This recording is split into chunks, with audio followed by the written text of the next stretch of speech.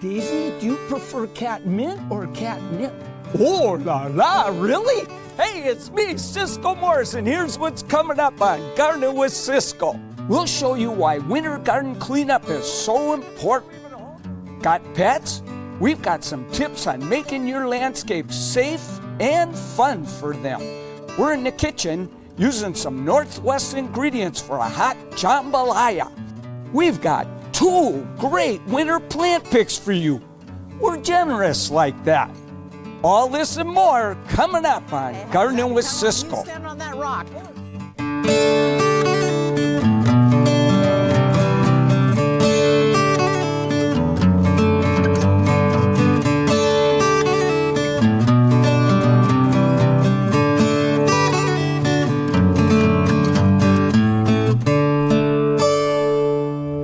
I'm Cisco Morris. And I'm Megan Black. Welcome to Gardening with Cisco. We're in Bellevue today at the Bellevue Nursery. And I got to tell you, I'm loving all this color. It's getting me excited for springtime. Oh, man, me too. Hey, Megan, do you believe it? This nursery's been here for 56 years. Not only that, it was the first nursery ever in Bellevue. This is an institution on the east side. Yeah, and we've all got to get out and support our local nurseries so we keep all those great institutions. Hey, but right now, speaking of nurseries, you may want to visit yours because it's time to clean out the garden. There's room for new plants out there.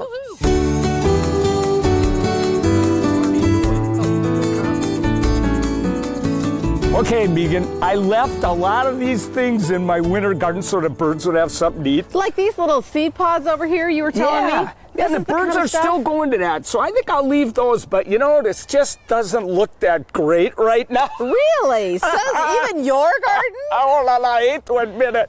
There's a lot of sloppy mess out here. There is, and hey, since you pulled out that one, how about you get rid of that? Oh, that's a big pineapple lily. Oh, yuck. No, so the first rule of winter gardening, the minute it slimes, it's time to come out. So it slimes, it's time, right? It slimes, it's time, that's right. What else? Like, there's probably no seeds left on that. You know, if there's not much seed on something, so this thing behind you here, I can't even remember what it is right now, but, you know, it can come down. There's nothing the birds are going to eat. All the way to the bottom? Yep. Anything evergreen, we're going to hold off on. Okay. But, Salvia, Vermilion Bluffs? Oh, I don't know if this is going to come back or not. I'm hoping, but we'll see. How about this thing behind me here? Yeah. That too? Yeah, I think so. And see the grass behind you now, we're going to wait on that. It just pulls right out. Okay, yeah, and then you know what? There's something wrong with this picture. You're over there pointing at me, and I'm getting all sloppy and goofy at your garden. Look, you can barely even hold those pruners. Okay, I'll do a little, but you can get that one behind the grass there. That has to come out. I can? Okay. So how close to the ground? I'm kind of just taking this all the way down. That's the way to do it. Okay. Because the new stuff will come out of the ground. That's it. Yeah. And here's a good example now, Megan. So here's a daylily that I kind of worked on a little bit, but I left maybe the seed pods.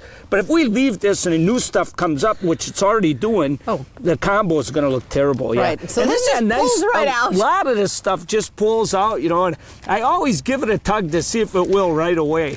It saves a lot of work. Well, and that way you don't have the stubs leaving. It's left in there as well. Yeah. There's crocosmia. I mean, there's a ton of stuff here, you know. Hey, Megan, look at the snowdrops already in bloom. Isn't that fun? Isn't that fun? I have a lot of buds that are coming out of the ground. You know, this time of year, everybody asks, is it too early for these buds? It's not, is it? No. You know, if we get real cold weather, snowdrops can take it. Right. Some plants might get maimed. That's part of hyacinth, gardening. they're starting to pop out a little bit. They're tough. Most bulbs, you know, bulbs are tough. I've seen them come up through the snow in Wisconsin, where I grew up, you know. Snowdrops, absolutely. Snowdrops, you bet. Well, there is a little spring in our future.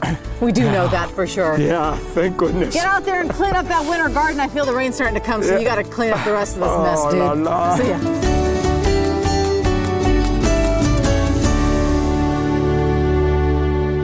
And after cleaning up all that schmuck out of the yard. I like to get something pretty, and one of our favorites this time of the year, Yuletide. Yeah, you know what people don't know about this plant? Not only does it add all that winter beauty, hummingbirds love this. It attracts them to your winter garden. It's a camellia, which actually likes a little bit more sun. Yeah, isn't that great? Hey, I got to remind you, once you get all that schluck out of there, your garden's going to look so good. Even if nothing's coming up, you'll be happy. But stuff is beginning to come up. That's the fun part of it. Oh, you're not kidding. Still to come on Gardening with Ciscoe. Pet gardens, making the landscape fun and safe for your pup and cat.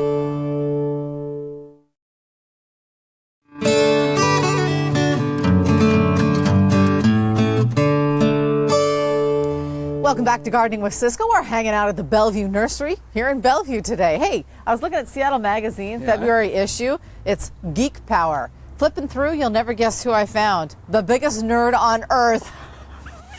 You! Oh, let me see that There thing. you are! Nerd Hall of Fame. Hey, I'm in there with Cliff Mass and Bill Gates. Not Oh, bad la, la. company, Kenny G, Jeff Bezos. My mom always said I was a nerd. Oh, la la. She'll be proud of her nerdy. Done good. Geek Power to you. Geek I power. love it. All right. Hey, our next segment is all about how to make your garden safe for your pets. We all love our pets, but our landscapes and the things we use in them could be making our pets sick. Hendrika Schraven specializes in making sure gardens are healthy places for pets. What we emphasize on is building safe pet gardens. Most animals avoid toxic plants by instinct. It's the chemicals we keep around that can confuse them. So what we do is we have a whole checklist that we use for what's safe for your pets. Our pet safety checklist is to look at, okay, what do you have? What are you using? Why are you using it? It's a topic that's important to him since he's got a pack of kitties himself. If you've got cats or dogs, go on Pet Patrol and look around your garage and grounds for these dangerous items.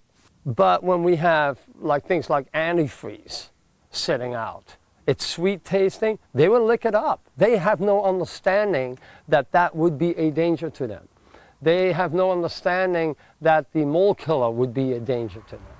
You know, they have no understanding that your chemical fertilizers, your herbicides, and your pesticides would be a danger to them. Check your compost pile. Citrus peels can be toxic to cats. Look in your lawn. Mushrooms can poison your pup.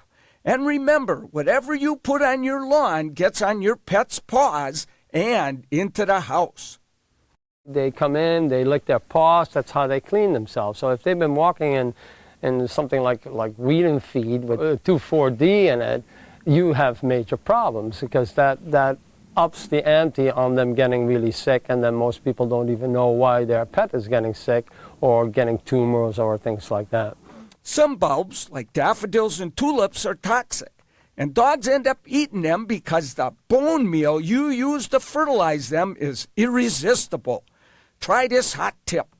Now we've put nice bone meal in there, and all the dogs are going to go, yum, yum, I want that bone meal, okay? So what's going to happen, and what is the problem, is they'll dig it up, and they might eat that tuber because it has the bone meal on it, especially on tulips, daffodils. Those are very poisonous to them, okay? So what we do to discourage them from actually digging that up is we take some of our hot pepper wax and we spray that general area. It doesn't harm anything else.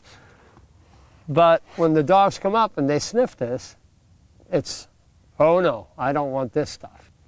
That will save your dog from eating the tuber and getting really sick because it doesn't agree with their bellies. Plus, you still have your flowers in the spring. Minor detail, right?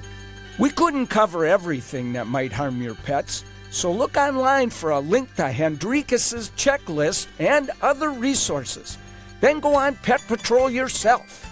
Take a pet's eye view of your landscape and your best friend will thrive. If you kind of look at it like you have a little baby, would you put everything away so that the little baby couldn't get to it? Of course you would. Well, it's the same for your pets, you know, because they are like little children in a sense. I'm in the kitchen with Lynn Villa, and we're getting ready for Mardi Gras with a traditional Louisiana dish that uses Northwest ingredients.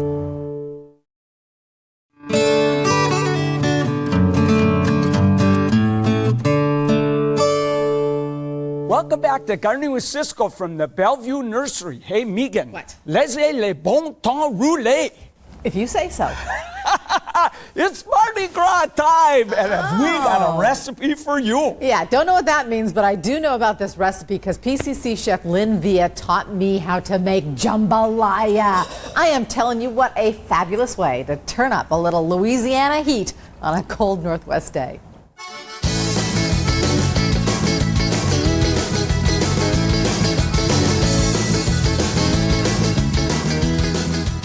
So I think we're just about coming out of the real dead of winter. Yes. But with a flair. Yeah, So you're exactly. kind of incorporating a little party atmosphere. Yeah, we're going to do a little Mardi Gras thing I going like on. We're going to make some it. jambalaya today. Yeah.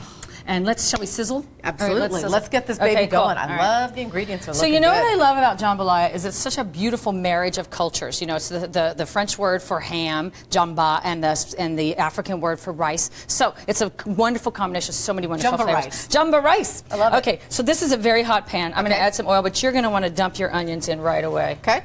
So I'll give you a pretty good generous amount. Onions and garlic and celery root. Okay. Yes. This is local, organic celery root. You can use celery, you know, whichever you prefer. I've got this pan cranked up. We want to start a little caramelization on Okay, this. so really yeah. hot. I want it really hot. I don't want to sweat these. I want to brown them just a little tiny bit. Already smelling good. Yeah, and once we get a little sizzle going on that, then we'll add a few more vegetables. We're sort of building up what we call the holy trinity in Cajun and Creole cooking, and that is the your aromatics, your onions and your celery and your peppers. We're going to add those peppers in a second. Yeah. Oh, exactly. fun. So we'll give that a second. Okay, so that's looking good, smelling good too. So let's smells add really good. our peppers. Peppers, red and so green? red, and what this is pasilla pepper. Oh, give us a little bit of spice, you know. Because I was saying it looked darker than Yeah. the green pepper. Yeah. Traditionally, you know, it's green and red peppers, but I love that little I extra do too. spice. I know a little you do. burn. Yeah. I beautiful. go out on a limb and go a little spicy when I cook with you. Yeah. I love it. And speaking of, let's add our spices. Okay. This is a Creole spice blend. This is my own sort of recipe, which we'll put on the internet. But it's got oregano and thyme and sage, and then ground chiles and smoky paprika. That's what I love about you is you share all your secret recipes. Of course I do. It's all about the love, honey. Yeah, I love that. Okay, so we're just going to let Oh, those my. bloom for just a second because we don't Baby. want them to burn. And then let's go ahead and add our meat to that. Okay, so Does it matter which we do? I love this. Look, it's This beautiful. is Absolutely local beautiful. andouille sausage. This is made by Uli's Sausage, which is down at the market. PCC carries this gorgeous selection of his sausages. Go ahead, dump that in. And some Organic chicken. Oh my God, that smells Okay, like so heaven. I always thought jambalaya was so complicated. Yeah, isn't it You fun? made this so simple. I love it. You stick with me, kid. Hey, yeah, show me the way. You can see we've got some nice, deep, rich caramelization going on in there. Right. So now we're going to add our rice. Really, the Yeah. rice now. Rice goes Okay. into a, quote, dry pan. Because we actually want to stir that around a little bit. You know, kind of what happens to scrape the up rice some of then? that caramelization. You know what it does is the heat, the direct heat sort of opens up the pores of the rice and gets it ready to like absorb all of these wonderful flavors when we had no add the idea. liquid. And it also, you know, putting a little tinge of caramelization on the rice toasts it a little bit too. Gives Gives you it a another little little flavor. complexity of flavor. Yeah. Oh my gosh, I could just eat this. Tell you what, let's finish it up and Okay, then we'll and see then what we'll you taste think. it? Okay, Okay, yeah. yeah. Okay, so now stand back a little bit because I'm going to add some stock to this. Okay. And that's going to pick up all that wonderful, you know, caramelization on the bottom of the pan there. You want to just kind of stir that around. Oh, and baby. then we've got some fire roasted tomatoes. These are Muir Glen. I know. Love it's the them. best. I put them in so much now. In high season, in the summertime, you can add fresh tomatoes, but this time of year, yeah. that's the sweetest, best product. Yeah. Yep.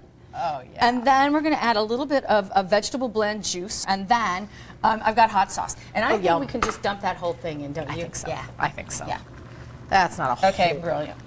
And then all we need to do is let that kind of come back up to just a light simmer, which is doing very quickly. We'll put a lid on it. We'll throw it in the oven. Now, we used basmati rice, which is a white rice. So really, it'll only need to be in the oven for about 30 minutes. Okay.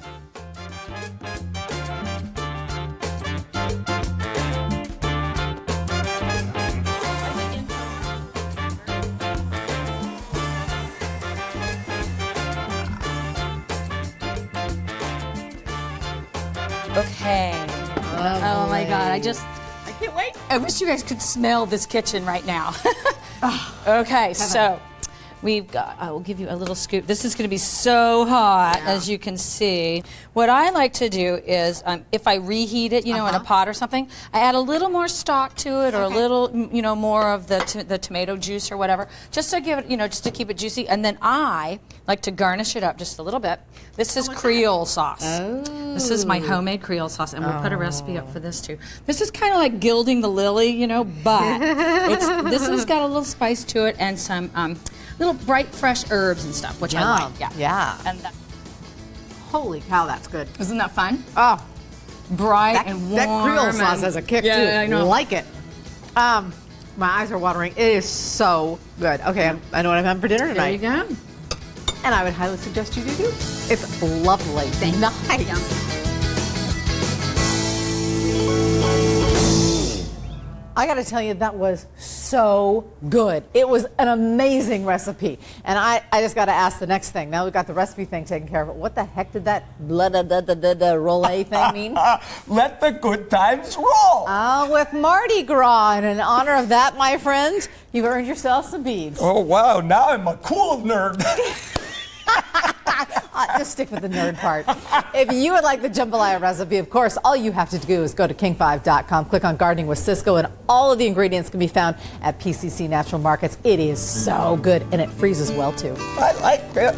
Up next, a couple of plant picks that are true winter wonders.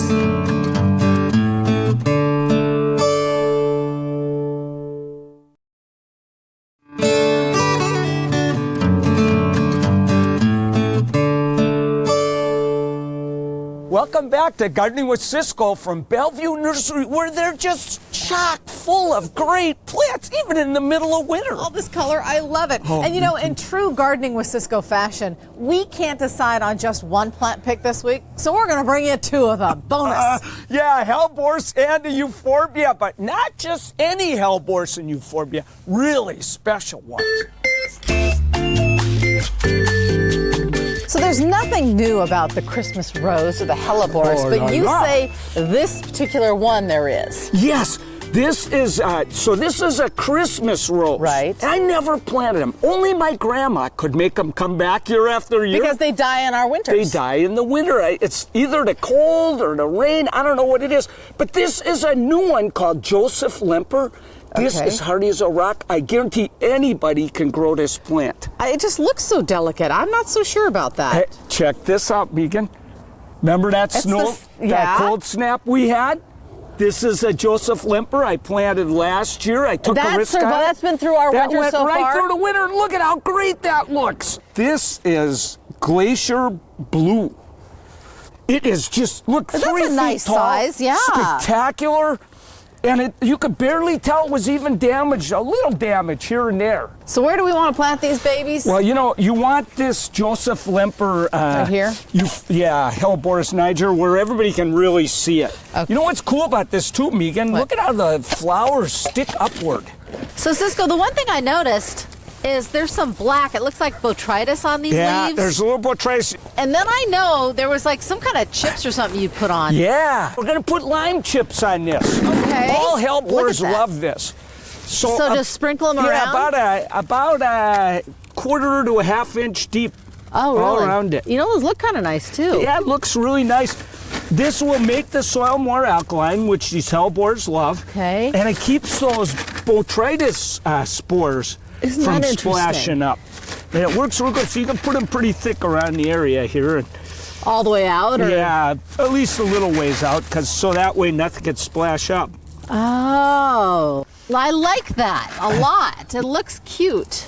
It does look cute, and this guy, this poor little euphorbia Glacier Blue, he's just a little baby, but when it fills in, this is going to glow, and then every winter, this time of year, my Joseph Lemper Euphorbia niger is just going to be going, look at me! Yeah, exactly. Kind of like you standing on that rock. Oh, la, la. It definitely does brighten up this little spot. I like it. And you know what? You're not bad artwork there either.